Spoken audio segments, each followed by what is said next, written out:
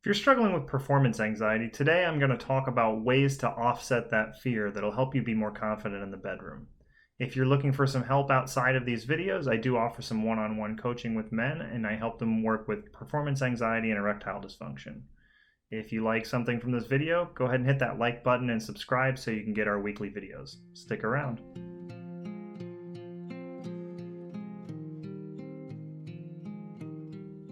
Cam here from No Pills, No Surgery, and we are going to keep talking about performance anxiety. And so this is part 2 of a series, and if you haven't caught part 1, I'm going to link it right up there. You should check it out before you continue with this one. So performance anxiety is basically just fear. And if we're looking at what you're afraid of, that's a great way to deal with a fear, is to look at what's actually happening. The fear comes down to a lot of different things. The one I'm going to talk about mostly in this video is the fear to perform, the fear of I'm not going to be able to make this person enjoy it, or they're not going to have a good enough time. And so there's a lot of stuff that's intertwined in that we need to talk about. And one of them is that we live in a really social culture. So a lot of men when they put this pressure on themselves, it's literally not just the pressure of this person needs to have a good time. It's in some ways it's like your reputation is on the line, because every guy has heard a horror story about a girl who hooks up with a guy and he has a small dick, or he isn't good in bed, and then it goes around the high school or goes around the college and everyone knows.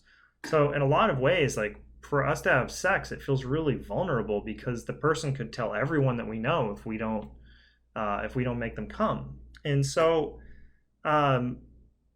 a few things about that. One of them is just that does happen. Of course that does happen. Most of us have heard stories about that. But truthfully, most people aren't that open about their sex life. And most people are not willing to talk about a bad experience with people, because women they're also concerned about being good in bed. And women oftentimes, when they don't come, they think it's their fault. So what can happen is you have two people who are entering into sex, and they're both having anxiety about being good in bed, and then a woman doesn't come, and the man blames himself and the woman blames herself, and then everybody leaves that experience feeling shittier. And so you have to understand that you're not gonna you have to take that pressure off yourself. Most people, if you're choosing people to have sex with that you care about and that care about you, it doesn't mean you have to be in a long-term relationship or love them or whatever, but you should choose people that you believe aren't going to try and do something malicious if things don't go the way that you want, just because in general that'll alleviate some of your stress. If you're hooking up with someone and they're known to be a gossip and they've told other people about how bad people were in bed, don't hook up with them. It's that easy. Doesn't matter how hot they are. It's not worth it. And so the next piece of that is that you put too much pressure on yourself, too much responsibility on yourself to make the other person come, to be good in bed. So what I mean by that is, if you take someone who's new to sex, they've never had sex, they've never masturbated, they've barely touched their own body in a way other than just washing themselves, if you think that you're going to have sex with that person and you're just going to make them scream their head off and come constantly, you're insane. It's not fair to put that pressure on yourself, because it's not real. That person has to have their own relationship with their own body. And the degree to which they have a relationship with their own body, and they know what they like and they know what they don't like, and they've explored, the more that they know themselves, the easier it's going to be for you to give them pleasure.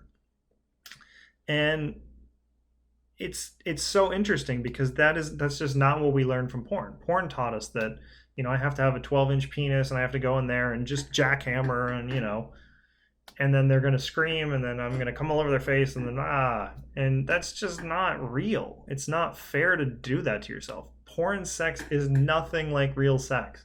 Anyone who's had real sex knows that. And the thing is that you may have even had real sex, and it just hasn't clicked for you that it's not the same thing. But they're totally different.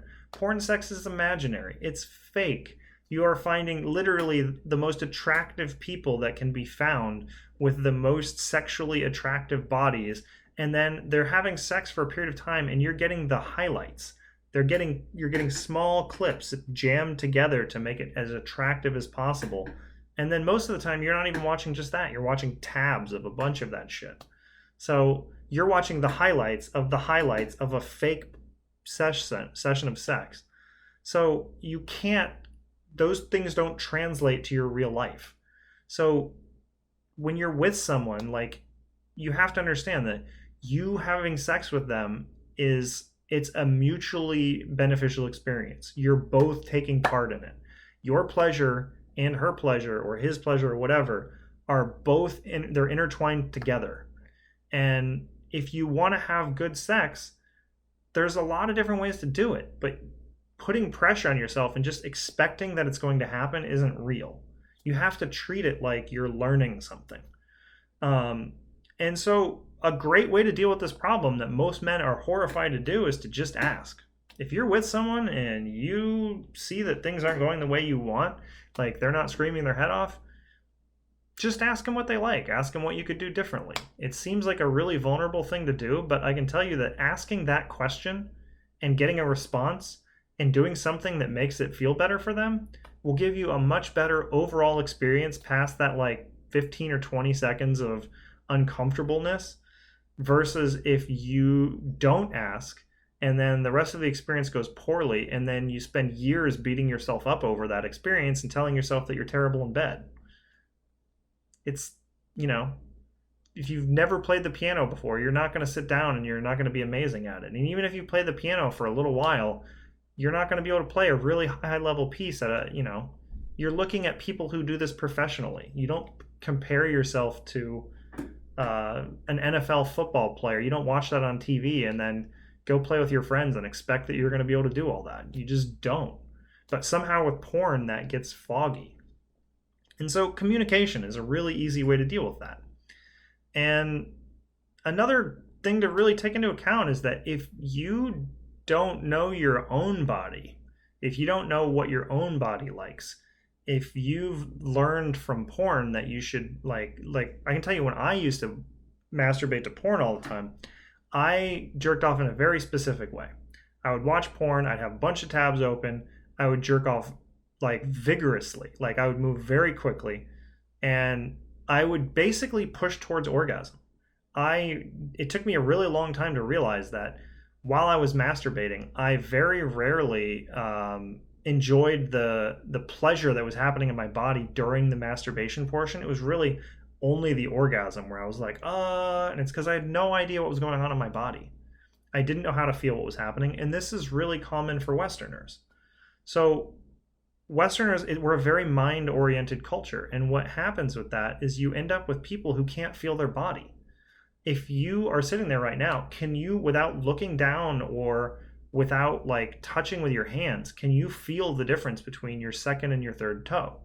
Most people can't. It's a really strange thing, but it's your body and you need to learn how to feel it. So what I would recommend is, if you want to deal with performance anxiety, a great way to do it is to just learn how to feel your own body. Because the more in touch you are with your body, the more you can feel it and just understand what feels good and what doesn't. The more, when you're having sex, if you find yourself getting into those places where you have anxiety, you can just shift your focus and start feeling your body. So one thing that I really recommend to men and women, but definitely for men who are dealing with performance anxiety, is spend some time masturbating without porn and without the goal of orgasm. So if you can lay down by yourself and just create yourself a cozy environment, put on some music, put on candles, whatever you like. Whatever makes you feel turned on, but just lay there and touch your body in places that you're not used to feeling. Your entire body is filled with pleasure if you can pay attention to it. But most of us, we only pay attention to our body when we have to. I need to pick this up. I need to go there. They'll work out in a way where you put music on so you run and you don't feel your body, or you lift weights and you don't feel your body. But there's a tremendous amount of sensations that are happening in your body at every moment. And most of us only tune in when there's a lot of pleasure or a lot of pain. And so there's also specific things that you can do that'll teach you how to feel your body. Yoga, qigong, gymnastics. There's a lot of things that teach you how to do stuff like that. But the most important thing is just that you can learn to feel what's pleasurable to you. Because if you start touching your body, you're going to find areas of your body that are very sensitive that you didn't notice. Until about a year ago, I didn't know my nipples were sensitive. I just thought nipples on men weren't sensitive at all, and so I never touched them. And when I started to really learn how to feel my body, I started to realize, oh, I like when my nipples are touched. And then there's also some areas of my body that when I touch them, or especially when someone else touches them, it just tenses my body and I feel afraid. So you have to get in touch with what's happening in your own body. And as you do that, as you feel around like that, the process of feeling around in your body will teach you how to play with someone else's body, both because you'll learn your own body, like what you like, but also you'll learn how to find what the other person likes. And so the best possible case scenario for sex is that two people who really understand how their body feels come together, and that's when you're going to have the best sex. And I can tell you that if you are afraid of, if you're afraid of performing in this way, that is the easiest step that you can take, is to just learn how your own body works. Because once you're in touch with it, you won't have to worry about it. You'll feel natural. You won't be goal oriented and like, I have to fuck in this way and do all that. You just relax. And part of learning to feel your own body is just that. And it's enjoyable and fun. And it'll make your sex life that much better anyway. So I hope you got something out of this. If you did, please hit the like button and subscribe. And I also do one-on-one coaching with men. I deal with things like erectile dysfunction and performance anxiety. And so if you're struggling from any of those and you're ready to get some one-on-one help, click the link below. You can get a hold of me. And also just leave a comment here. I'd love to hear what I do, if it's helpful. What are you looking for? A lot of the videos I make come from people messaging me or telling me what they want. And I can't do videos like that if I don't know what you want. So let me know what you think and how I can help you. All right, have a wonderful day.